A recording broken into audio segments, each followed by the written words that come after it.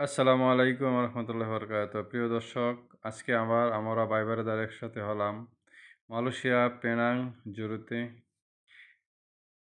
অনেক দিন পরে আবার আড্ডা দিতেছি একসাথে। আড্ডা প্রায়ই হয়, একটু জমিয়ে আড্ডা হয় না। আজকে আবার জমিয়ে আড্ডা দিতেছি। আমাদের কামরুজ্জামান ভাই একটা ইকান চেক আপ নিয়ে আসছে, 4 কেজি প্রায়, অনেক বড়। এখানে টোমিয়ামে আমাদের পরিচিত একটা হোটেল আছে, ওইখানে আমরা এটা পাঠিয়ে দিলাম, ওরা পাক করে দিয়ে দিল। খুব মজা হয়েছে, তিকার আসা 3 স্বাদে। মাঝে মধ্যে আমাদের আয়োজন হয়, অনেক সময় ভিডিও ধারণ করা হয় না। মাঝে মধ্যে মন ভালো থাকলে ভিডিও ধারণ করি আর কি।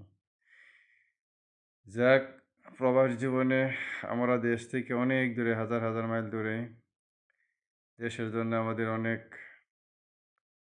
ভালোবাসা। প্রবাস থেকে দেশের জন্য অনেক ভালোবাসা। আর যারা প্রবাস থাকে তারা দেশকে অনেক ভালোবাসে। যেহেতু পরিবার পরিজন থেকে একাকিত্ব, দূর দেশে থাকি আমরা, আমাদের ভালোবাসাটা দেশে যারা থাকে তাদের চেয়ে একটু অন্যরকমই। তবে সেই অনুযায়ী আমরা দেশের মানুষের কাছ থেকে সেই ভালোবাসাটা আমরা পাই না। যাক, তারপরেও আমরা প্রবাসীরা নিঃস্বার্থভাবে দেশকে ভালোবেসে যাব যতদিন আছি। আর যারা দেশে আছেন, দেশটাকে ভালোবেসে যাবেন। দেশটা আপনার আমার সকলেরই। আর মালয়েশিয়াতে এখন মোটামুটি একটু দুরবস্থা চলছে। যে যেখানেই আছেন ভালোভাবে থাকেন। এই দুরবস্থা থাকবে না হয়তো ক্ষণিকের জন্য, সামনে আরও ভালো হবে ইনশাআল্লাহ। সবাই মিলমিশভাবে থাকবেন, ঝগড়া ফ্যাসাদে জড়াবেন না। যে যেখানে আছেন থাকতে থাকেন ইনশাআল্লাহ, পজিশন ইনশাআল্লাহ তৈরি হয়ে যাবে। আমরাও তো প্রায় অনেক দিন হয়ে গেল আসলাম, পজিশন ছিল না, এখনও দুরবস্থা। অনেকেই কাজ পাইতেছে না, নতুন লোকজন আসছে, এক একজনের এক এক সমস্যায় আছে। অর্থাৎ প্রবাসের সমস্যা শেষ হবে না। তো সবাই ভালো থাকবেন, আমাদের জন্য দোয়া করবেন। প্রবাসীরা হাড়ভাঙ্গা পরিশ্রম করে রেমিটেন্স দেশে পাঠায় পরিবার পরিজনের জন্যে, তাদের জন্য দোয়া করবেন। আমরাও দেশের জন্য দোয়া করি, দেশে যারা আছে।